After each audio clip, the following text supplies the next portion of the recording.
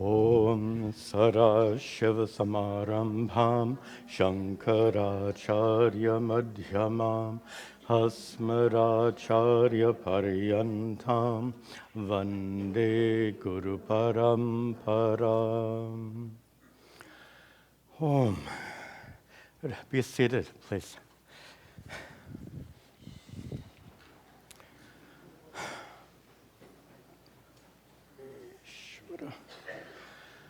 Om.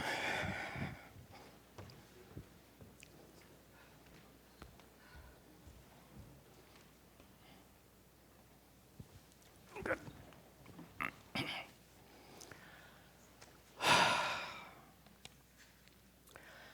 Om Sahana Vavatu Sahano Bhunaktu Sahavidyan Karavavahai Tejasvinavadhitamastu ma vidvishavahai.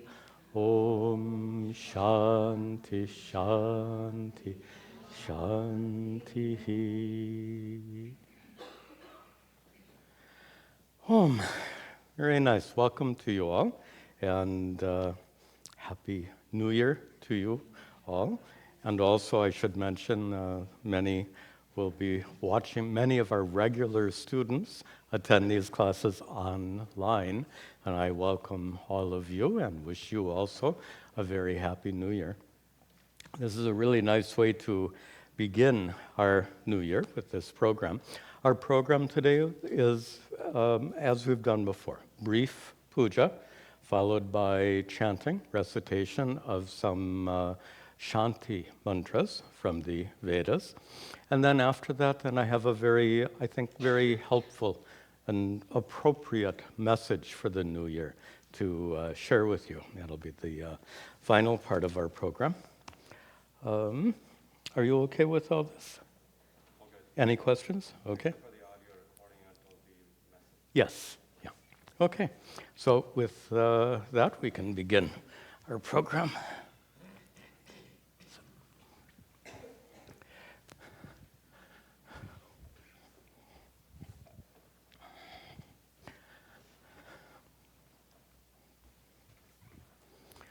Om Parameshvara. Om Ramya Godavari Sara Shayasman Sandam Guru.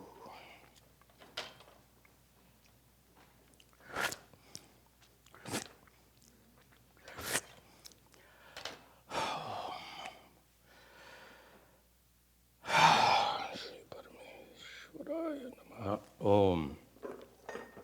And please join me in reciting all of the mantras. Om Shuklam Bharadaram Vishnum Shashivarnam Chaturbhujam Prasannavaranam Dhyayet Sarva Vignopashantaye. Om Shri Mahaganapataye Namaha. Shri Mahaganapatam Dhyayami Asman Bimbe Shri Mahaganapatam Avahayami. Om Shri Mahaganapataye Namaha. Asanam Samsthapayami. Om Shri Mahaganapataye Namaha. Parayoho Padyam Samarpayami. Om Shri Mahaganapataye Namaha. Hastayoho Hargyam Samarpayami. Om Shri Mahaganapataye Namaha. Achamaniyam Samarpayami. Om Shri Mahaganapataye Namaha. Snanam snapayami. Punarachamaniyam samarpayami. Om Shri Mahaganapataye Namaha. Vastrarthama bharanartham cha Pushpani samarpayami. Om Sumukhaya Namaha. Om Ekadantaya Namaha. Om Kapilaya Namaha. Om Gajakarnakaya Namaha. Om Lambodharaya Namaha. Om Vikataya Namaha. Om Vignarajaya Namaha. Om Vinayakaya Namaha. Om Dhumaketave Namaha. Om Ganadhyakshaya Namaha. Om Palachandraya Namaha. Om Gajananaya Namaha. Om Vakratundaya Namaha. Om Shurpakarnaya Namaha. Om Herambaya Namaha. Om Skandapurvajaya Namaha.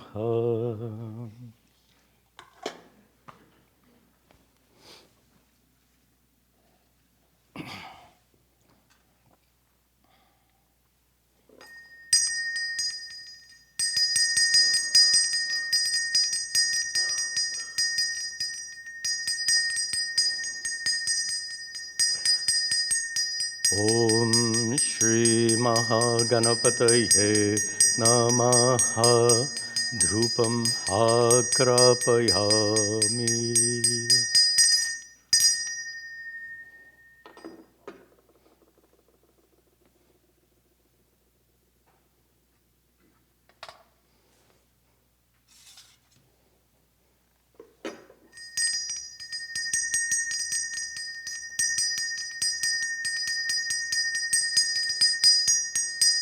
Om Shri Mahaganapataye Namaha.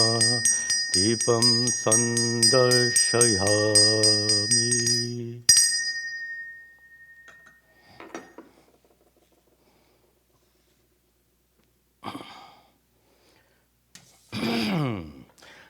Pudipantam Punarachamaniyam Samarpayami. Tatsat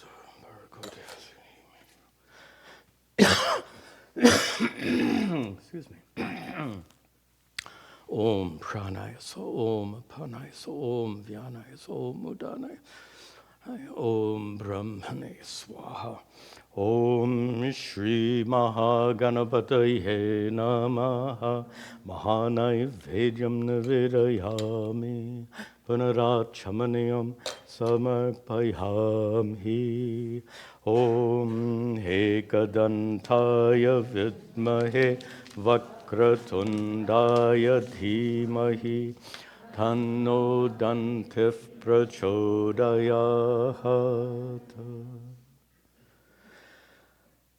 Om Ganeshaya Namaha.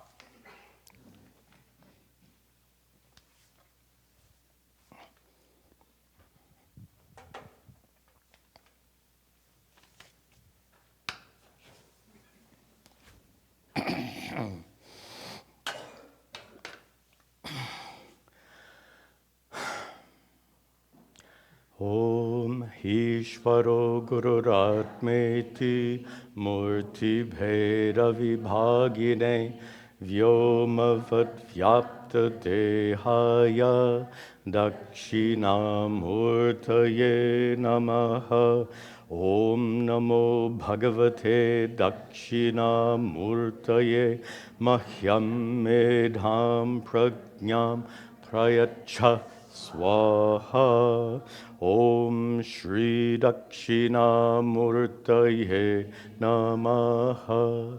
Shri Dakshinamurtam Dhyayami Asman Bimbe. Shri Dakshinamurtam Avahayami. Om Shri Dakshina Murtaye Namaha. Asanam Samsthapayami. Om Shri Dakshina Murtaye Namaha. Parayoho Padyam Samarpayami. Om Shri Dakshina Murtaye Namaha. Hastayoho Hargyam samarpayami.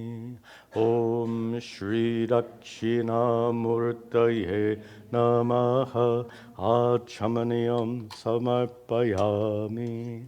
Om Shri Dakshinamurtaye Namaha Snanam Snapayami Punarachamaniyam Samarpayami. Om Shri Dakshinamurtaye Nama Vastrartama Bharanartam Cha Pushpani Samarpayami. Om Bhavaya Devaya Namaha. Om Sharvaya Devaya Namaha. Om Ishanaya Devaya Namaha. Om Pashupataye Devaya Namaha. Om Rudraya Devaya Namaha. Om Ugraya Devaya Namaha. Om Bhimaya Devaya. Om Mahate Devaya Namaha.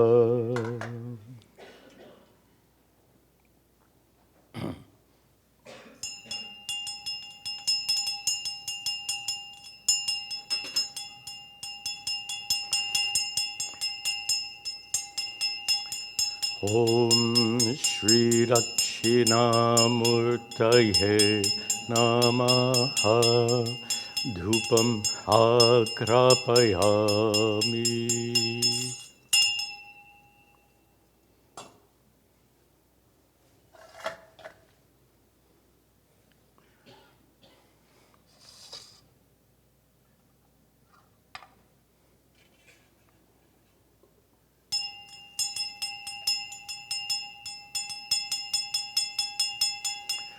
Om Shri Dakshinamurtaye Namaha.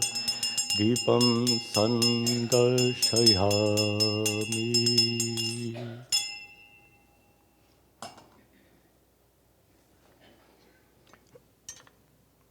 Dupadipantam Panarachamanayam Samarpayami.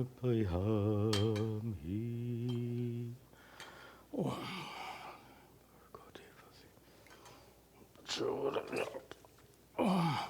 Pranaya Swaha. Om Apanaya Swaha. Om Yanaya Swaha. Om Samanaya. Om Brahmane Swaha. Om Shri Dakshinamurtaye Nama Mahanai Vedyam Nivedayami Punarachamanayam Samarpayami.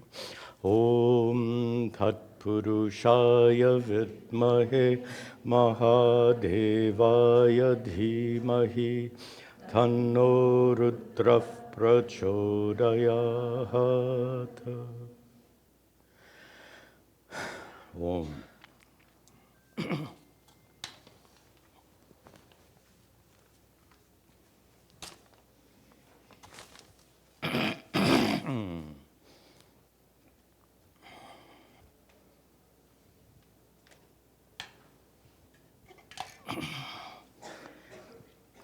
Om Vasudeva Sutam Devam Kamsachanuramardanam Devaki Paramhanandam Krishnam Vande Jagadguru. Om Gopi Jana Vallabha Charanan Sharanam Prapadye. Om Namo Gopi Jana Vallabhabhyam Shri Radha Krishnaya Namaha. Shri Radha Krishnam Dhyayami Hasban Bimbe. Shri Radha Krishnam Avahayami. Om Namo Gopi Jana Vallabhabhyam Shri Radha Krishnaya Namaha. Asanam samsthapayami. Om Namo Gopi Jana Vallabhabhyam Shri Radha Krishnaya Namaha.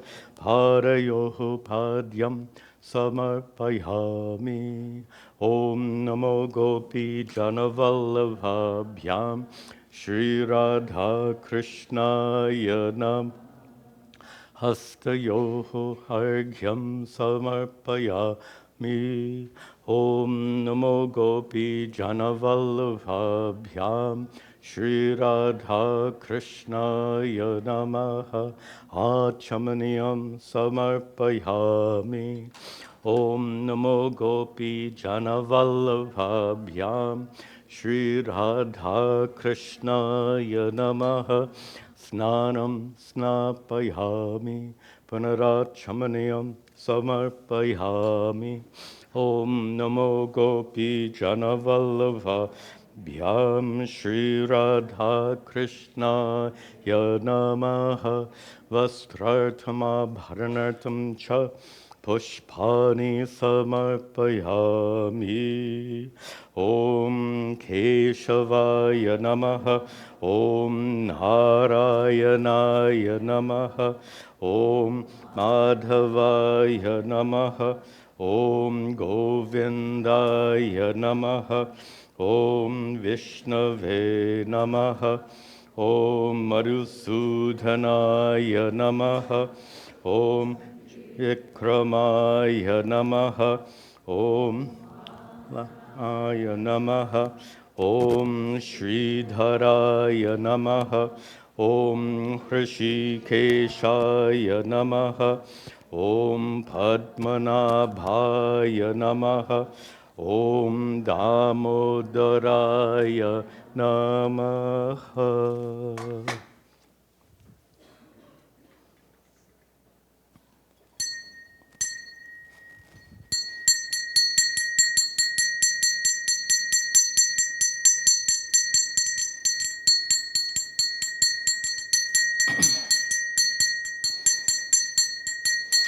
Om Namo Gopi Janavallabhabhyam Shri Radha Krishnaya Namaha Dhupam Agrapayami.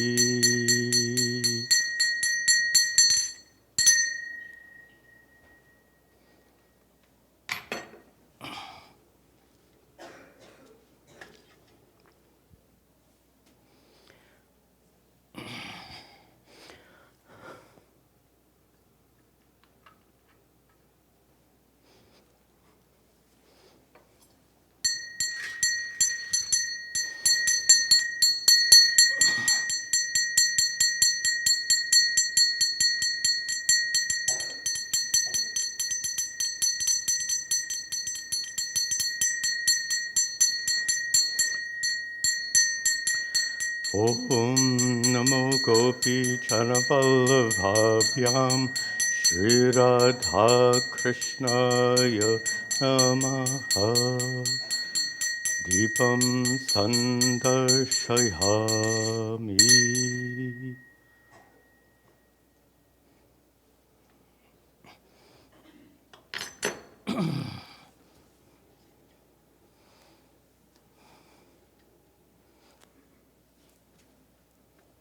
Dubadipantam Panarachamaniyam Samarpayami.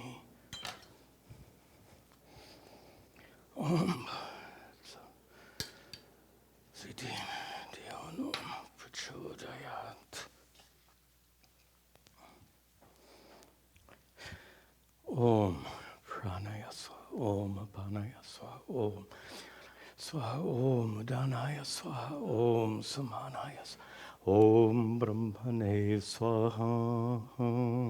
Om Namo Gopi Janavallabhabhyam Shri Radha Krishnaya Namaha Mahanaivedhyam Navedayami.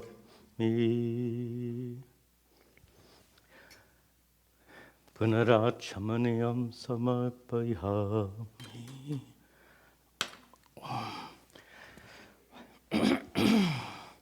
Om Narayanaya Vidmahe Vasudevaya Dhimahi Tanno Krishna prachodayat. Om Parameshwara. We'll conclude with our Vedic Arati. Would you stand, please?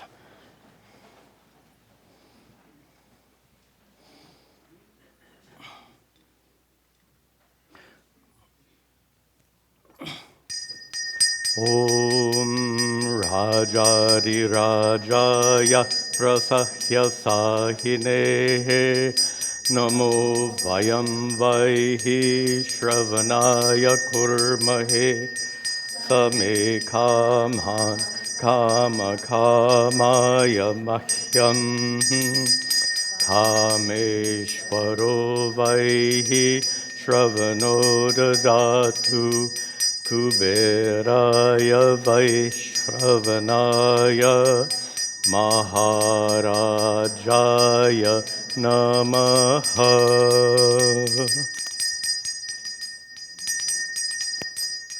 Om na tatra suryo bhati na chandra tarakam nema vidyuto bhanti kuto yamagnihi tameva bhantamanubhati sarvam tasya bhasa sarvamidam vibhati.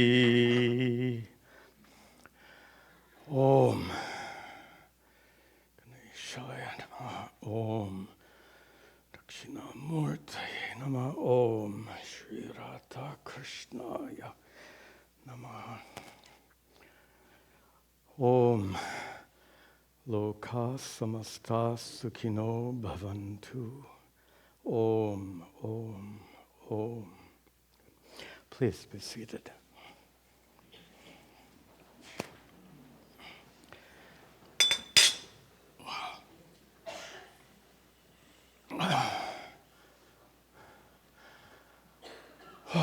Parameshwara.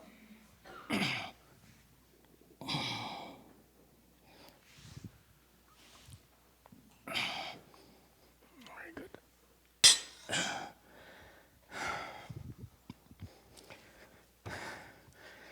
Very nice. Suresh, you can give me the remote. Thank you. Very nice. Nice to begin with puja. We used to do puja more often. Nice to do it when we can. I think leave it on wide, please. I'm sorry. Yeah, wide. Yeah, until the lecture. Sure. Right. Thank you. Good. Now, each year it's been a pleasure also to recite these Shanti mantras from the Vedas. I've joked in prior years that we have to chant these Shanti mantras every year until they work. Obviously, we have to chant more times because we still find too many terrible problems in the world. You know, the wars going on right now in Ukraine, in Gaza, and you may neglect Sudan. Think, these people already live in terrible poverty, and then you add civil war on top of that. Just terrible. Anyway, so we will pray for world peace, Shanti. Please listen and repeat. And as I'm chanting, be sure to read the translation and then repeat after me. Om Shanno Mitra Sham Varunaha. Om Shanno Mitra Sham Varunaha. Shanno Bhavat Varyama. Shanno Bhavat Tvaryama Shannahindro Brahaspatihi Shannahindro Brahaspatihi Shanno Vishnurukramaha Shanno Vishnurukramaha Namo Brahmane Namo Brahmane Namaste Vayo Namaste Vayo Tvameva Pratyaksham Brahmasi Tvameva Pratyaksham Brahmasi Tvameva Pratyaksham Brahma Vadishyami Tvameva Pratyaksham Brahma Vadishyami Hritam Vadishyami Hritam Vadishyami Satyam Vadishyami Satyam Vadishyami Tanmamavatu Tanmamavatu Tadvaktaramavatu Tadvaktaramavatu Avatu Mam Avatu Mam Avatu Vaktaram Avatu Vaktaram. Together. Om Shanti Shanti Shanti. We'll chant this together.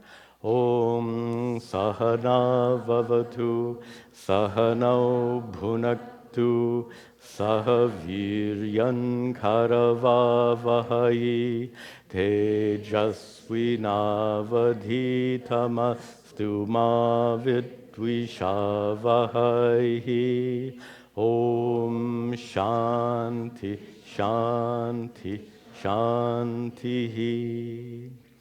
Om Yaschandasam Rishabho Vishwarupaha Om Yaschandasam Rishabho Vishwarupaha Chandobhyo Dhyamratahat Sambabhuva Chandobhyo Dhyamratahat Sambabhuva Samendro Medhayaha Spranotu Samendro Medhayaha Spranotu Amritasya Devadharano Bhuyasam Amritasya Devadharano Bhuyasam Shariram Me Vicharshanam Shariram Me Jehwa Me Madhumattama Jehwa Me Madhumattama Karnahabhyam Bhuri Vishruvam Karnahabhyam Bhuri Vishruvam Brahmanakoshosi Medhaya Pihitaha Brahmanakoshosi Medhaya Pihitaha Shrutam Me Gopaya Shrutam Me Gopaya. Together. Om Shanti Shanti Shanti.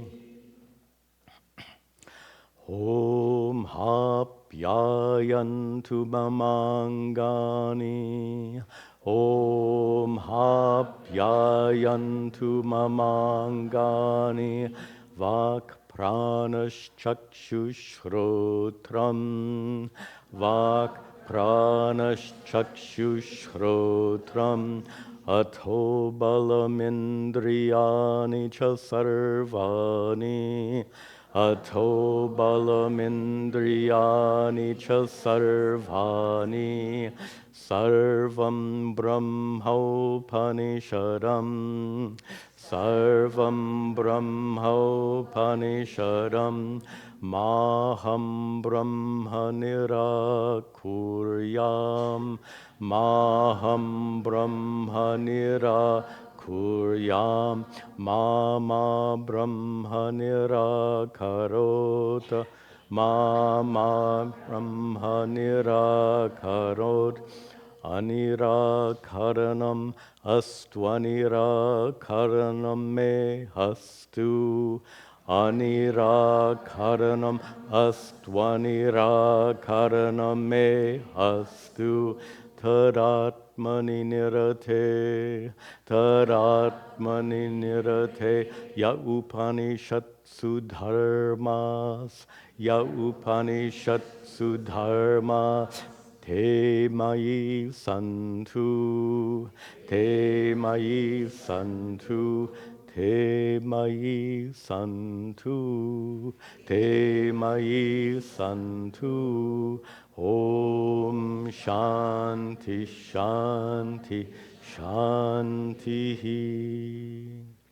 Om Vang Me Manasi Pratishtita.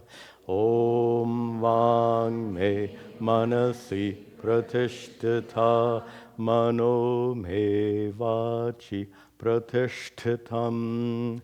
Mano Me Vachi Pratishtitam. Avir Mahedhi.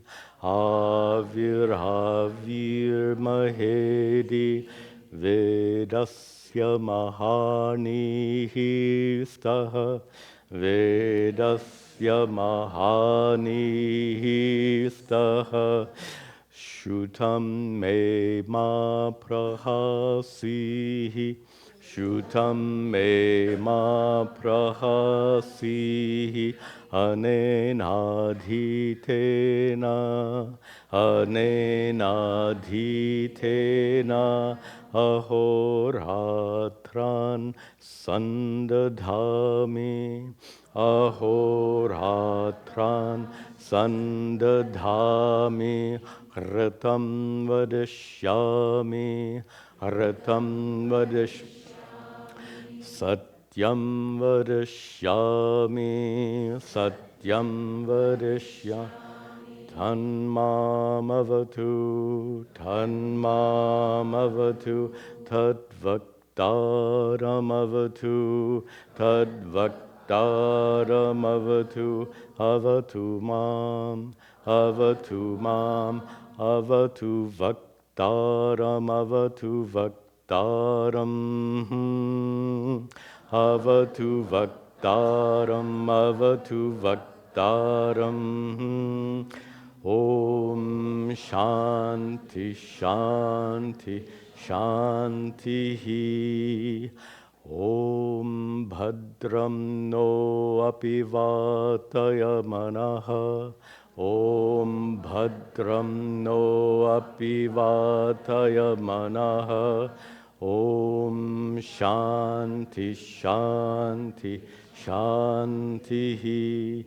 Om Bhadram Karnebhih Shrunuyama Devaha. Om Bhadram Karnebhih Shrunuyama Devaha. Bhadram Pashyem Akshabhir Yajatraha. Bhadram Pashyem Akshabhir Yajatraha. Sthirarangaihi Tuštuvagam Sastanubihi. Sthirarangaihi Tuštuvagam Sastanubihi. Vyashema Devahitam Yadayuhu. Vyashema Devahitam Yadayuhu. Swasti Nahendro Vruddhashravaha. Swasti na Indro Vriddhashravaha. Swasti na Pusha Vishwavedaha. Swasti na Pusha Vishwavedaha. Swasti nastarksyo arishtanemihi. Swasti nastarksyo arishtanemihi. Swasti no prahaspatir dadhatu. Swasti no prahaspatir dadhatu. Om Shanti, Shanti, Shanti. Om Dhyau Shantir, Om Dhyau Shantir, Antarikshagam Shanti, Antarikshagam Shanti, Prithvi Shantir, Prithvi Shantir, Apashantir, Apashantir, Oshadaya Shantihi, Oshadaya Shantihi, Vanaspataya Shantir, Vanaspataya Shantir, Vishwe Deva Shantir, Vishwe Deva Shantir, Brahma Shanti, Brahma Shanti, Sarvagam Shanti, Sarvagam Shanti, Shantireva Shanti, Shantireva Shanti, Samha Shantiredhi, Samha Shantiredhi. Om Shanti, Shanti, Shanti. Very nice. That is the last of our Shanti mantras. Good. Oh. Is that good? All right. Are we doing on time? Okay, not bad. Good. Once again, Happy New Year to you all. Wonderful to have you all here to celebrate the beginning of the new year. Every year is wonderful. Every year has new wonders and new challenges ahead, as you know very well. But in particular, each year, each new year is an opportunity for us to begin with a new attitude. And when I say that, please be very clear, I do not mean making New Year's resolutions. Sorry, but I'm not a believer in New Year's resolutions. I don't think they work many times. In fact, sometimes they backfire, as it were, when you stop following your New Year's resolution after a day or two and you feel guilty. How is that helping you? I don't know. What we're talking about is not adopting a New Year's resolution, but developing a new attitude, inculcating a more healthy way of seeing ourselves, seeing our lives, seeing the world around us. And that's what we're going to talk about today. A particular attitude taught by the teachings of Advaita Vedanta, which can be so much more effective than a New Year's resolution, because it leads to an inner transformation. So the attitude for us to discuss today is called Sarvatma Bhava. Bhava means a state of being or a feeling, a state of being, Sarva Atma, the state of being the Atma of all, the self of all. This statement, Sarvatma Bhava, can be understood at several levels. In the most profound Vedantic level. As many of you have learned in our classes here, Sarvatma Bhava refers to the fact that the consciousness which is present in your experience right now is not different from the so-called universal consciousness, the consciousness that pervades the universe. Some of you are familiar with the terms Jivatma and Paramatma. Or how do you say in Hindi? Ek hi hai. They are but one.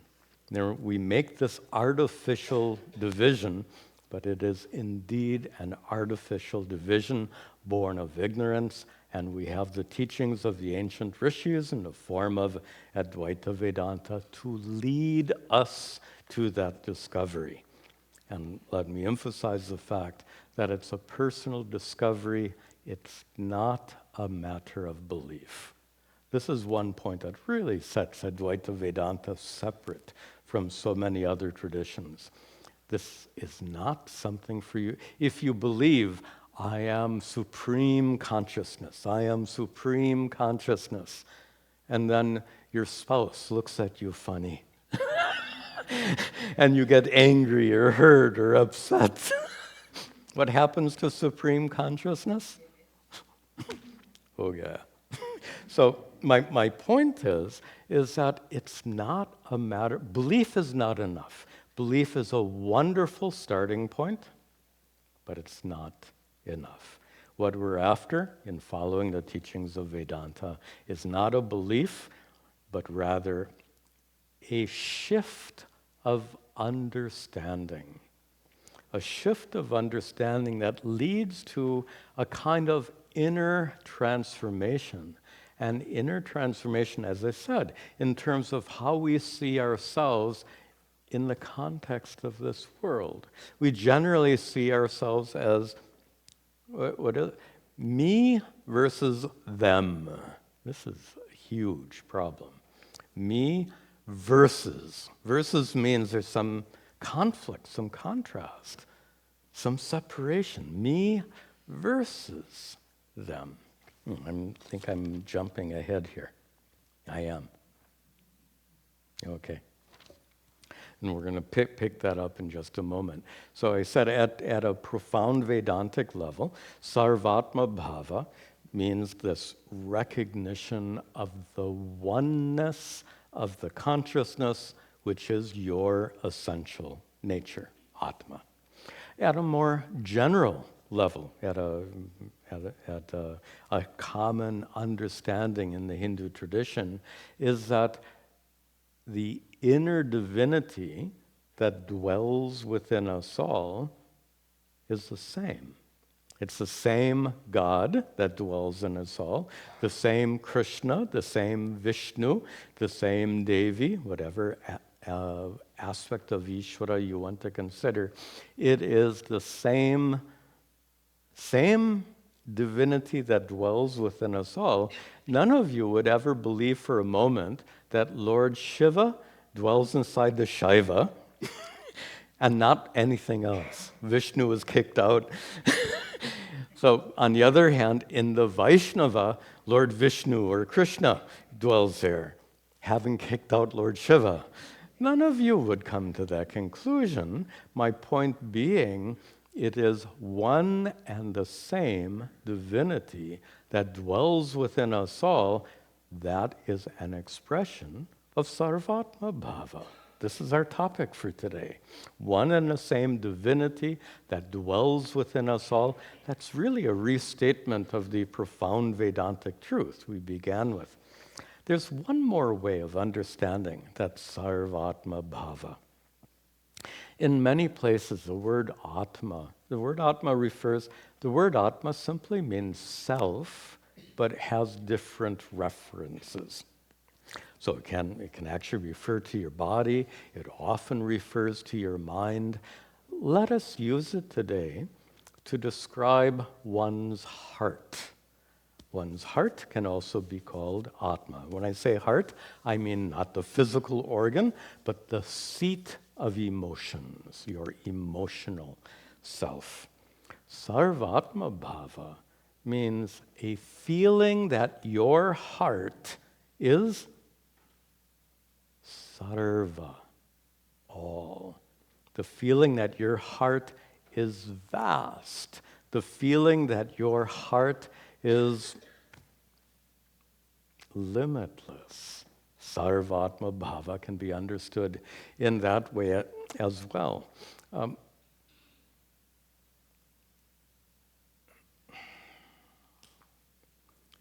I think in American English, sometimes they'll speak of big-heartedness. So how about big-heartedness times 1,000 to describe this sarvatma bhava?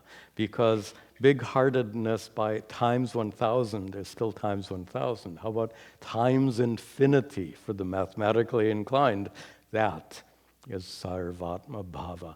And let me explain what I mean by having a big heart.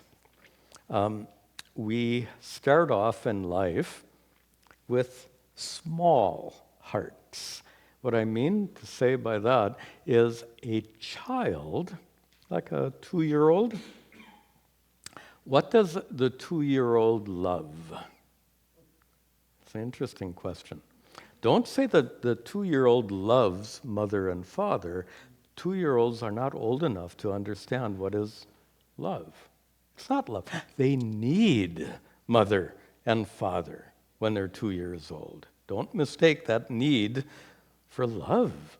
Love will come. Love comes in great measure, but it starts out with need. So therefore, who does the 2-year-old love? Me. Right? Children are by nature self-focused, self-centered. They want what they want, and when you tell that 2-year-old no, what is the result? Tears, or crying, or in a worst case, screaming, some children. And every child is different, and it's okay. It's all natural behavior, but my point being that for that young child, we can say the heart has yet to grow. Then, as an adult, of course, as children grow older, then they develop love for their parents. They develop love for their siblings. Will a 2-year-old have love for her siblings? Or will she be jealous of them? And I've not even raised children, and even I know this. Many of you are parents, you know far, far better than me. So that 2-year-old doesn't love siblings, doesn't even love parents. I love me, if the 2-year-old would speak. But by the time that 2-year-old is, I don't know, 5 or 6, you would know again, much better than I would. That child develops love for parents and siblings. Can we think of that as the heart is expanding? Initially, the child herself was only in that scope of love. How's that? Love having a boundary, love having an edge. So for that 2-year-old, the edge was the 2-year-old herself, but then by 5 or 6, the scope of love, the boundaries of the heart have grown large enough to certainly include parents and siblings. What about cousins and aunts and uncles? Maybe not quite yet, but that comes. So certainly as adults, your scope, as it were, the range of the bigness of your heart would certainly include your extended family as well. So that's an example of how the heart grows from a child to an older child or young adult to that of an adult whose love, whose scope includes all extended family. But tell me, why should that growth of of one's heart stop at your extended family. See, this is the us versus them problem, once again. So us is who's ever within this love bubble, which has a certain scope, a certain edge. For some people, that edge is very clearly at the end of their extended family. Why stop there? It's not completely arbitrary, right? And you've all discovered this anyway for yourself. You have many friends who are not relatives who you like a lot more than some of your relatives. That's normal, and that's okay. But that really is a way of showing how it's arbitrary to draw a line at the edges of your extended family. Definitely you should include friends and colleagues that you get along with, and many others. No need to confine it. But why stop there? I mean, we're talking about people you know, the people who play a role in your life. How about people you don't know? For example, you go shopping and you are checking out and paying for all the stuff, and the girl behind the checkout counter is having a hard time, maybe making some mistakes or slowing the checkout process down. You might have gotten irritated in such a situation, but tell me, why should that girl fall outside the edge of this scope, the edge of the bigness of your heart? Doesn't she also belong inside? What did she do to get kicked out, if we can turn it into a bad joke? She deserves to be included in those. We're talking about the heart growing. What would prevent your heart from growing large enough to include that girl at the checkout counter? If your heart stops growing, it's often been said, when you stop growing, you start dying. How's that? Grow or die. Those are your choices in life. It's like, to go to the medical analogy, if this heart gets that plaque, the calcium, and gets all stiff and hard, your heart doesn't beat as well if it gets stiff. We want that heart. And now I'm back to the emotional center. It is desirable that your heart should go on growing and growing and growing with each new year. Why should it stop? Why should it stop at the checkout person? You say, but I don't know her. Okay, what difference does it make? Tell me, is from a Vedantic perspective, the same consciousness is present in her as is present in your experience. From a general Hindu concept, the same divinity is present in her and you, in fact, equally present in both of you. So then why should she be excluded from being included through the growth of your heart? But then she's someone that you met. What about people that you haven't met? What about people that you will never meet?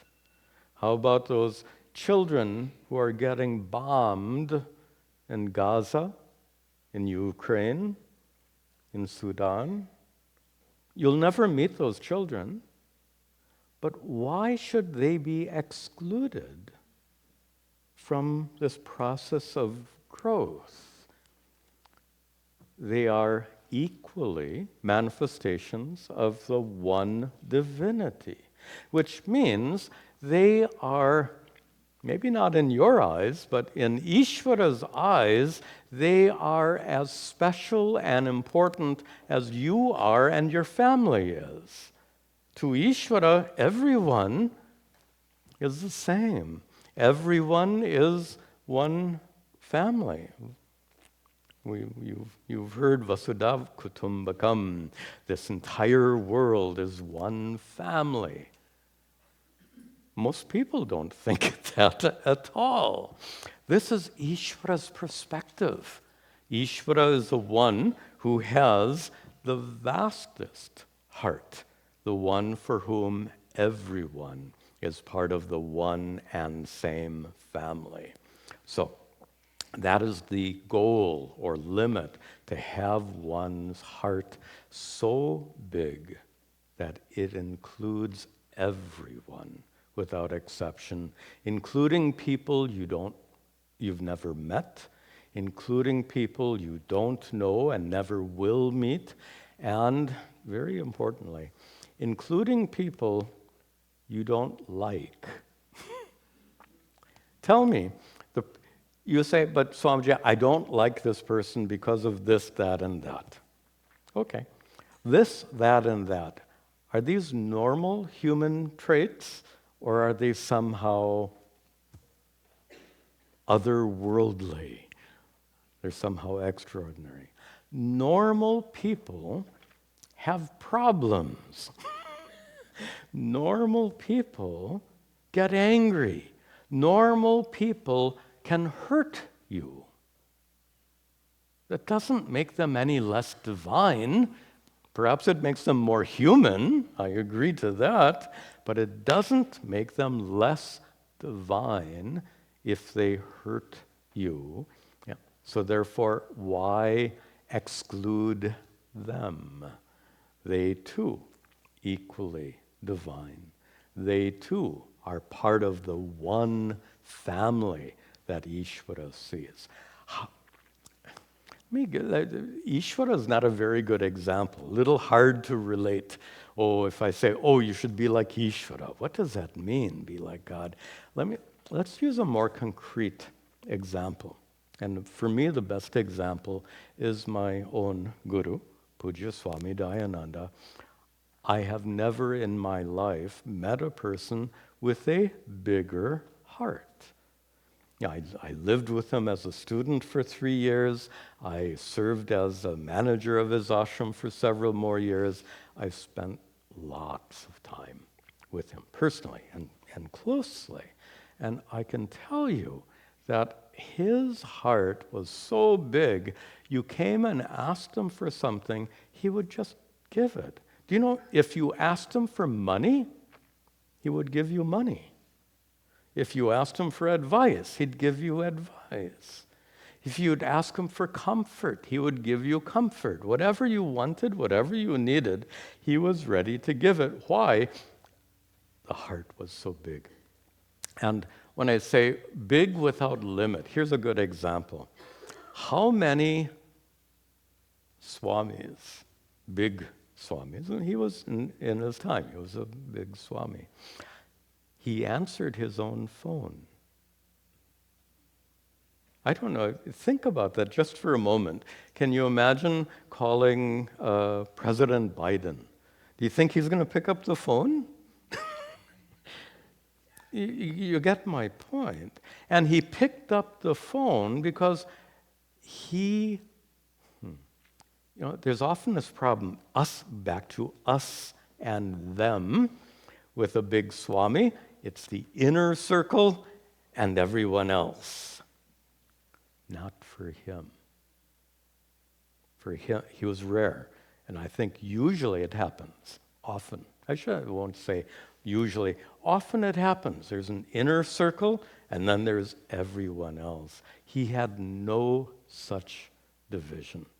And I used to see that in satsang. Somebody would come to the ashram and meet him for the very first time.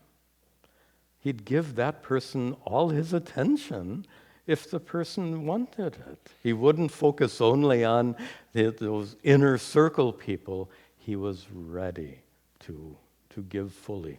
to even a newcomer, someone he hadn't met before. Let me give you what I think is the most powerful example of my guru's big-heartedness. When I was manager, there was one ashram resident who was problematic. Problematic meaning he had some aggressive, confrontational, angry, and on one occasion, smoking marijuana in ashrams is usually frowned upon. Anyway, a number of problems like that. And other residents of the ashram went to Puja Swami Tadatmananda and asked him, please send this person away. Doesn't fit in this ashram. And for obvious reasons, didn't fit in the ashram. And I think many heads of ashram would have done exactly that. This person doesn't fit in our ashram environment.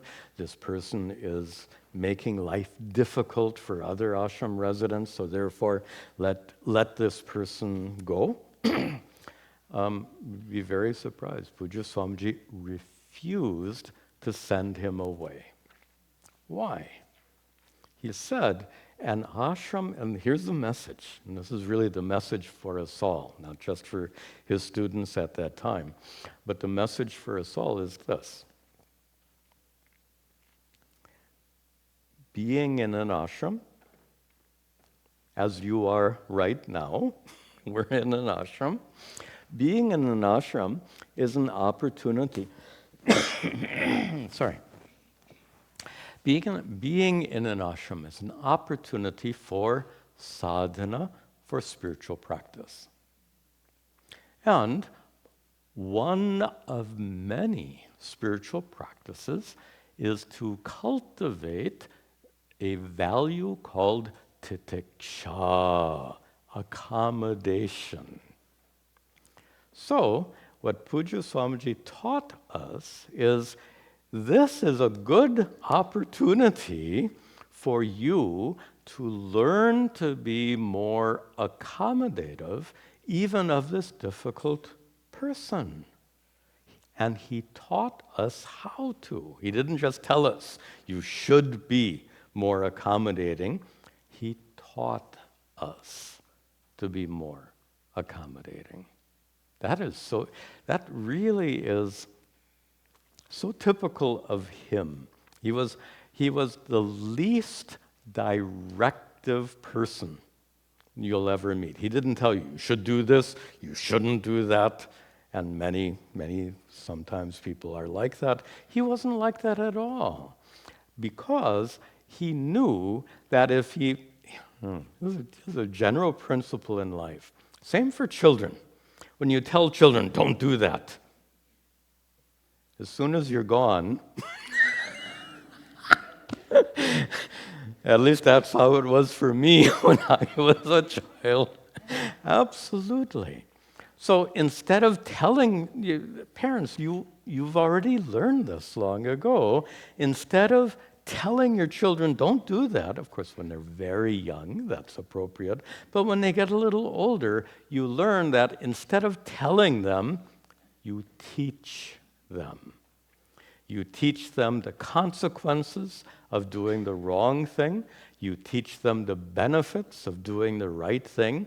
And having understood that, when you leave the child alone, no problem. He or she will continue because you have taught them the value.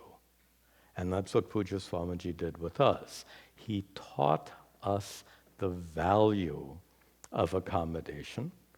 And the value of accommodation is pretty obvious. We live in a world full of all kinds of difficulties, difficult people, difficult situations. If we don't learn how to be more accommodating, we're going to suffer endlessly. So, through helping us develop the value for accommodation. Let me stress that point a little bit more before racing on to the next one.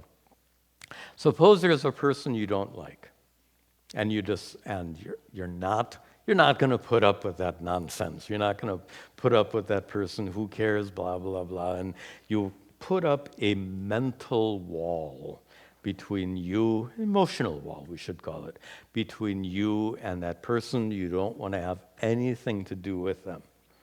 So tell me, who is affected most by that attitude? When you put up that emotional wall, does it affect the other person? They could care less. But it affects you. It affects you in the sense that you feel discomfort in their presence because you've adopted this attitude. You become the victim of your own lack of accommodation. Can I say that again? The lack of accommodation makes you suffer, not the other person. And if you say, but Swamiji, look how obnoxious a person is. So what? It's not about the other person, it's about you. Do you want to be free from suffering or not? Do you want to be comfortable in that person's presence or not? It's not about the other person, it's about you. It's about cultivating accommodation. And this is sadhana, spiritual practice. Sadhana is what we do in an ashram, as we did in Arsha Vidya Gurukulam in Pennsylvania, as we do here in New Jersey. Our spiritual practice is really twofold. And you can break it down in many ways, but the two aspects we're talking about today. One is recognizing the value of accommodation. Puja Swamiji taught long.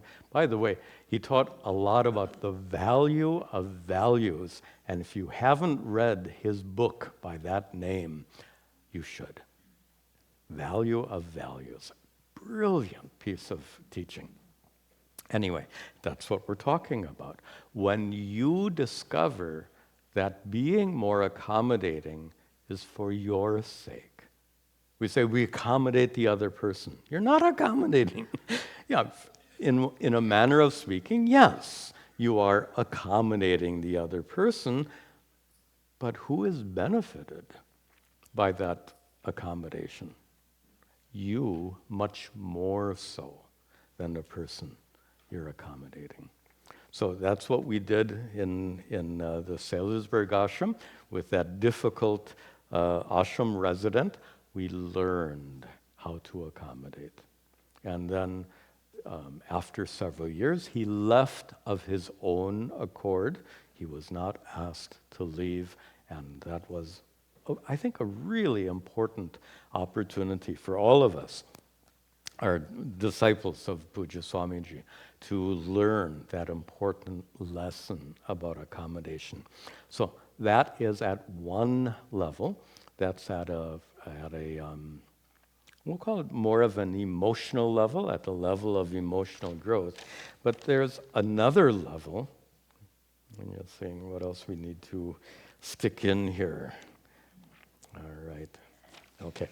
At another level, and this is where we began our discussion, and that is with the spiritual insight that we are all equally manifestations of the divine. So if that person that, to use American English, the person who bugs you, that's a very, very apt expression. That person who bugs you, when you fail to accommodate that person, you suffer. If you accommodate that person, you don't suffer. But then how, it may take some effort to become accommodating because that person bugs you so badly, they're so obnoxious, so difficult, but then there is the Vedantic solution. There's a relative solution, which is at the level of emotional growth, cultivating the value of accommodation.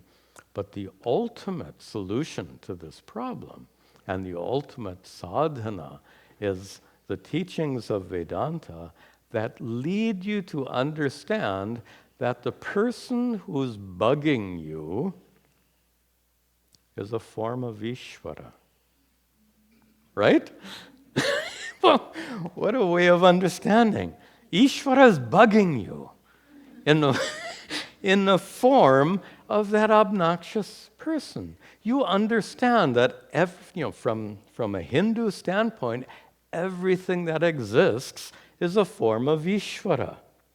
In the famous Chandogya Upanishad, Sarvam Kalvidam Brahma, the Rishi says, and we can paraphrase that as everything indeed is a form of Ishvara, which means that the obnoxious person who bugs you is equally a manifestation of Ishvara as the people you love most. The people you love most, are they more a manifestation of Ishvara? And the person who bugs you is somehow less a manifestation of Ishvara? That doesn't make any sense.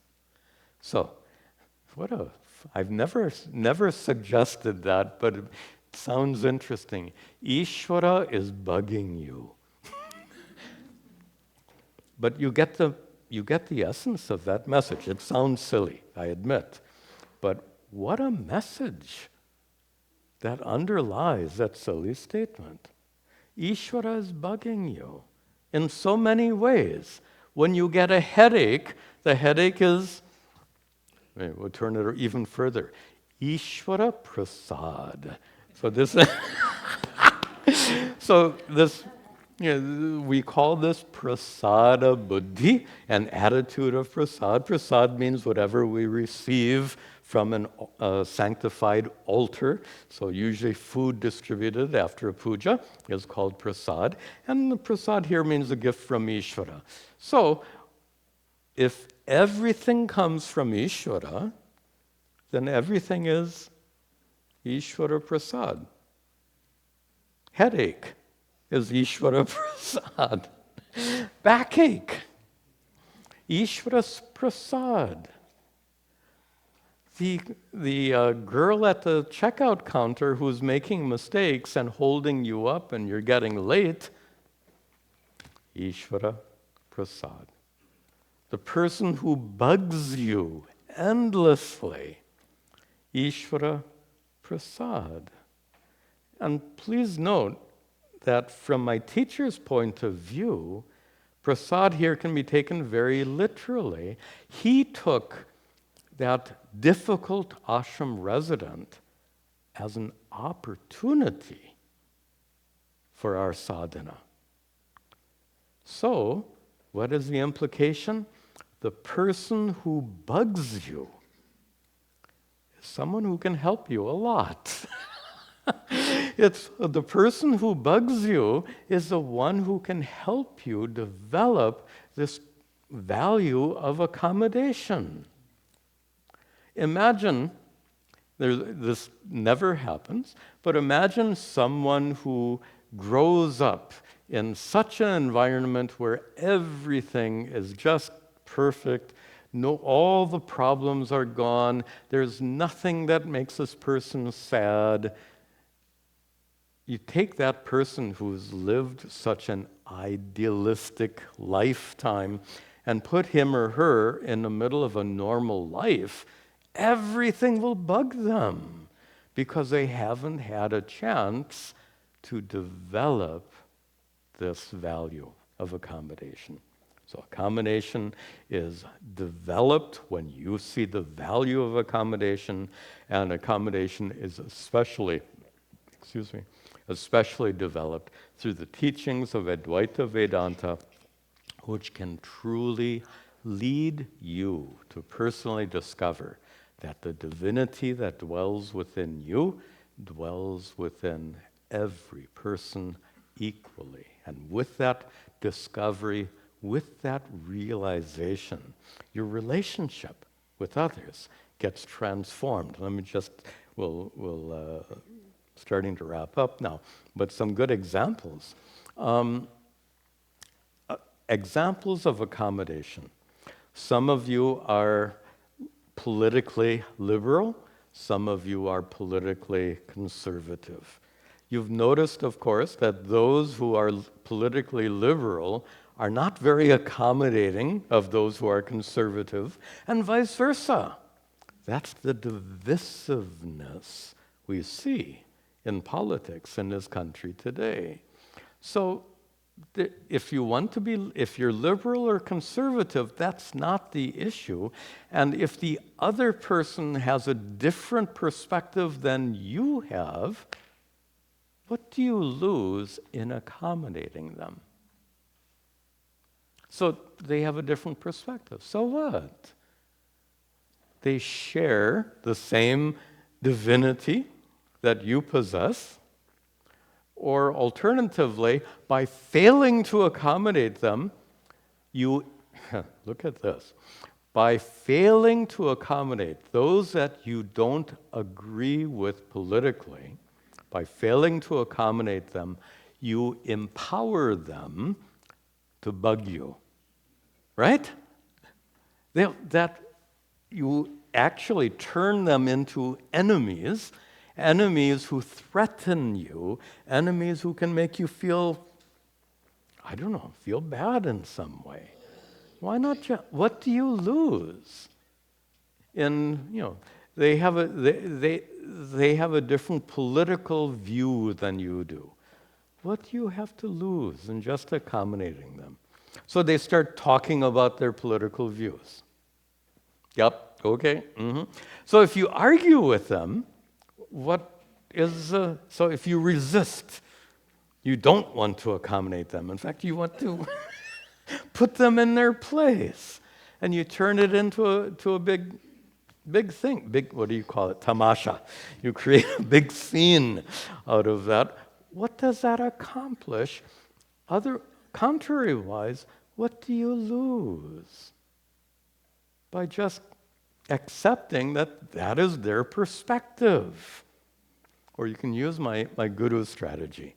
He says if you're with somebody, and the context was not politics, the context was someone who's pushing their religious ideas on you. So political ideas can be pushed on you, religious ideas can be pushed on you. And what he said is don't argue with them. Instead of arguing with them, you should give them something to eat and drink. Give them a cup of tea and some biscuits. Why? According to Puja Swamiji, as long as their mouth is full, they can't say anything. It's a good strategy. And certainly better than arguing. So you can accommodate those with other political views. You can accommodate, what this? Certainly you accommodate those of other religious views, including on that person who shows up at your door dressed in a white shirt and coat, dark coat, and carrying his black book. You know who. So, you can accommodate them. Give them a cup of tea and some biscuits. You can accommodate them. Here's a little bigger one, a little bit more challenging perhaps. Those who have sexualities that are different from your own, those who are lesbian, gay, bisexual, and transgender. What do you lose in accommodating them? Why resist? Why hurt? I'm sorry to make an issue of this, but in so many states, laws have been passed specifically to take rights away from some of these groups of people. What is the point of that? What is the harm in just accepting, accommodating? Why fight? Why discriminate? What is the benefit of doing that. Just to make the obvious, some people are threatened by that, and I can understand that. But by passing laws against them, are they going to go away? That's part of human culture. It always has been. They're not going away. So shouldn't we learn to accommodate? I don't mean you should like it. Just accommodate it. It's actually for your benefit. It won't bother you if you accommodate. This is a point. We can learn to be more accommodating. Well, that's nice. I make these notes before I come out here. Here's a perspective to help remove this divisiveness, to overcome this lack of accommodation, this resistance, this dividing us and them, liberals versus conservatives, these versus those, us versus them, our family versus others. To help remove that, we said from a religious standpoint, it is one and the same divinity within us all. Take it from a social standpoint. That's a specifically religious standpoint. At a social standpoint, it's a fact that we are all in this together.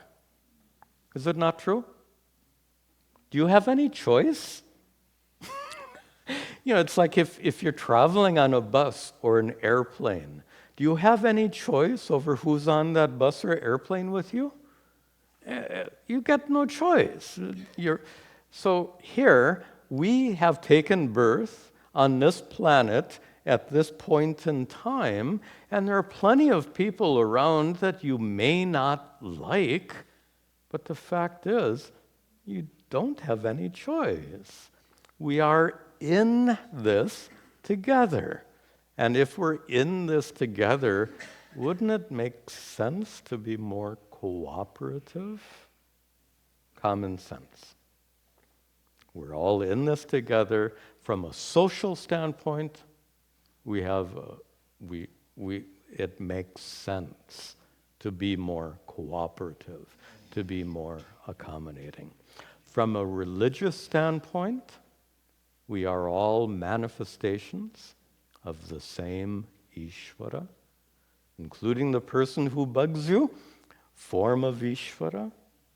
And from a Vedantic standpoint, your true nature is consciousness non-separate from the consciousness illumining every single person's mind. This is the vastness of the vision of the ancient rishis. To have this perspective where you understand deeply, you realize completely the oneness of us all at this fundamental level, at this level of pure consciousness. That understanding that you are non-separate from the whole, Jivatma and Paramatma are identical. That perspective leads ultimately to this Sarvatma Bhava, and going back to the emotional perspective, a heart that has no limits. Big-heartedness times infinity, not times 1,000. There's still a limit. Big-heartedness times infinity.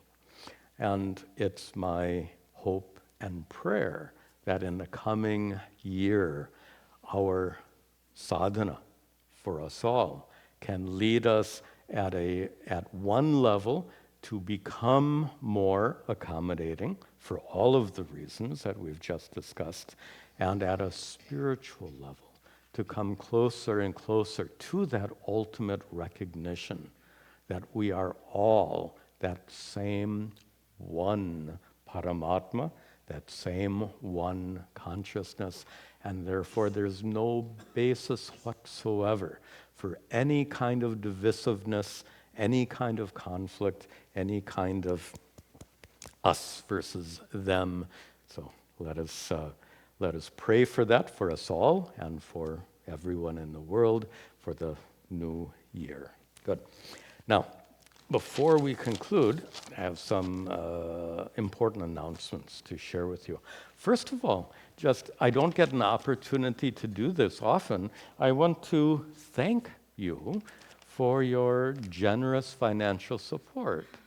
You notice that you don't hear me asking for money, and it's because of you. I don't need to. You are generous, you are responsible, you continue to give and support the ashram. And for me, as the founder of this ashram, I just feel so grateful. I know many other institutions, they struggle, and it's difficult to get the necessary financial support. But here, we have a wonderful, generous and responsible community, so there's absolutely no problem. I am so grateful for your donations. Thank you. I'm really happy to announce that we are changing the organizational structure here. So far, most of the operation of this ashram has been on Vasanti's shoulder. You can see her sitting there. I'm sure she doesn't want to stand up. I won't make her stand up. But she has been here for many, many years, and in those years she has borne the responsibility of making this ashram grow and making this ashram function, not grow. And she has done brilliantly, but the time has come that she needs more freedom for her own studies, for her teaching. She teaches Sanskrit and she teaches other programs as well. She needs more freedom for all of those reasons. So, by the way, can I just invite you to let us express our gratitude to Vasanti for all she has given over the years.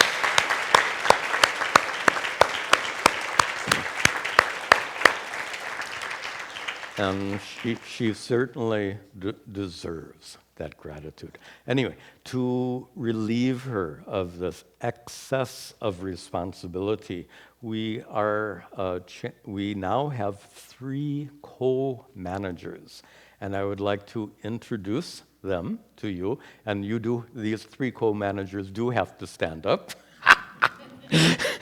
First is Pinky Patel. Please stand up. Good. And second is Suresh Singh.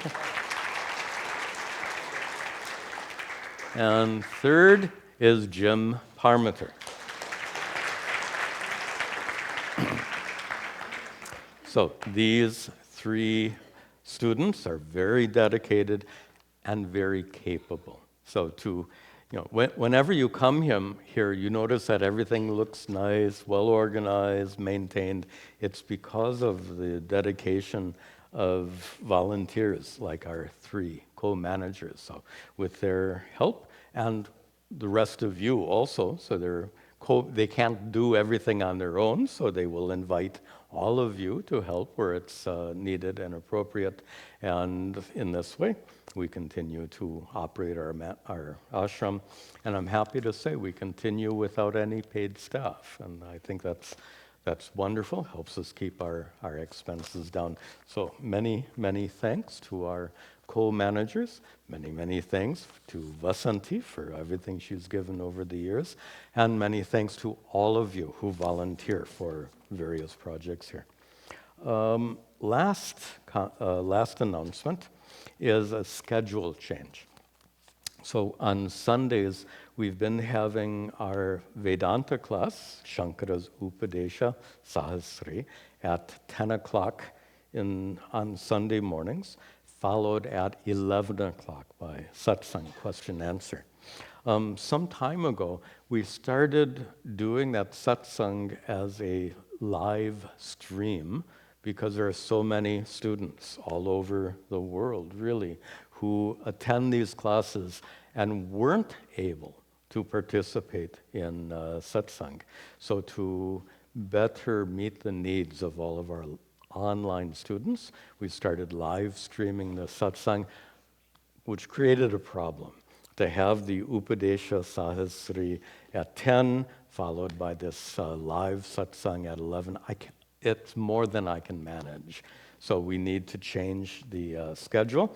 So I had actually suggested to the Upadesha Sahasri class that maybe it would be best to have both the Vedanta class and the satsang, to have them live stream only, to have them online only. That has certain benefits, especially in winter. You don't have to drive through the snow and slush.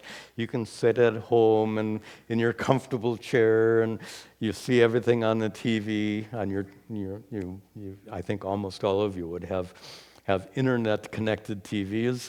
And the advantage is, if you get bored, click. Change the channel. Enough of the Swami. Anyway, some advantages to having things online.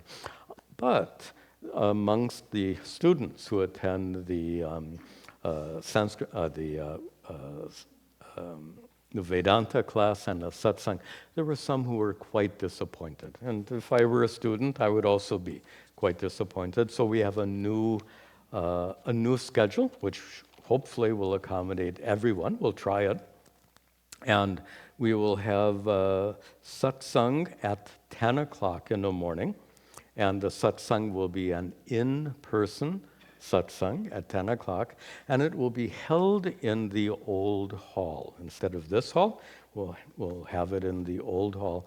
And the reason for having it in the old hall is it lends itself to what's called a hybrid class. If you're familiar with that term, it's when you have both in-person students and an online audience simultaneously.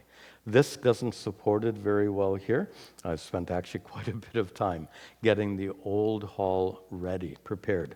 So the same kind of system that we have here, we now have a similar system in the old hall, so that on Sunday, starting this coming Sunday, those of you here in New Jersey, please come at 10 o'clock for in-person satsang. We'll meet in the old hall.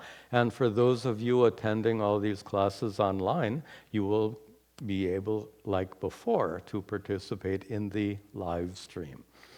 10 o'clock here. I forget. So you'll have to check what is the time wherever you live. And when I say participate, remember we invite the online students to send questions by email, and all of that will continue. Then the final question is what to do with our Vedanta class, the Upadesha Sahasri, which is a very important class. We used to have it on Tuesday evenings. Weekday evenings are tough. Many of you are working. We can't, as I said, it doesn't work after the satsang. I can't support that, it doesn't work for me. So the Upadesha Sahasri Vedanta class will be shifted to Sunday, 5 p.m. So Sunday, 10 a.m. satsang, Sunday, 5 p.m. Will be the Upadesha Sahasri.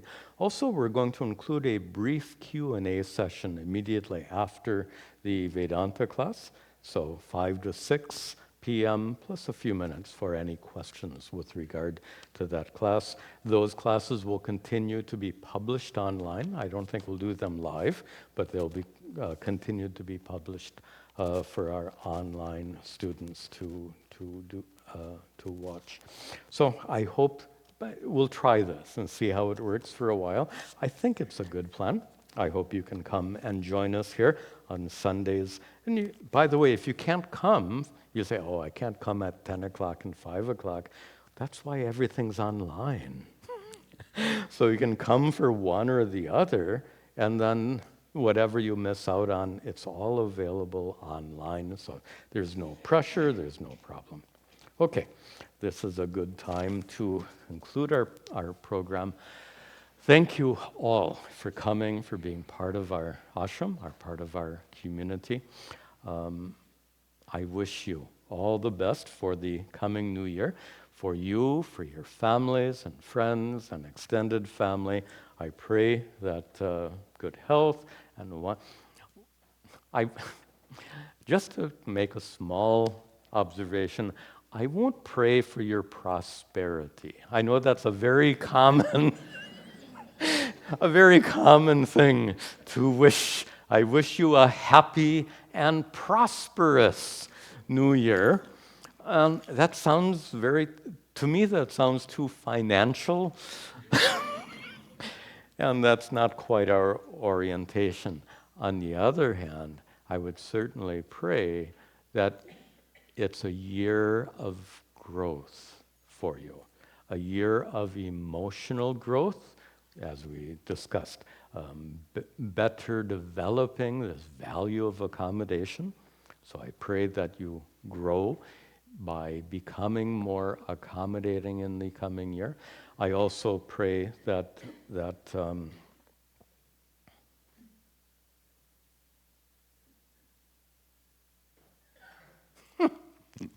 sorry. So, yeah, prosperity. Wow, that's. Anyway, we'll see. So I pray that you continue to grow emotionally by developing more of this value of accommodation.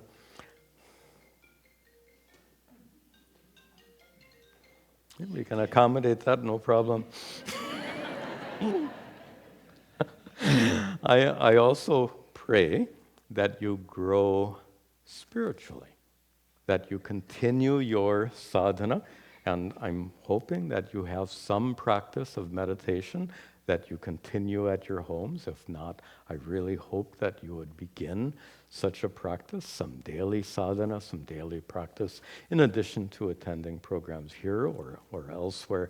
Let that process of spiritual growth and emotional growth continue to blossom, as it were, in the coming year. And we'll conclude in just a moment with our brief prayers. After the prayers, if you want to come to the altar, I think we have more flowers, so we'll bring out more flowers. You can go to the altar and offer flowers at the altar.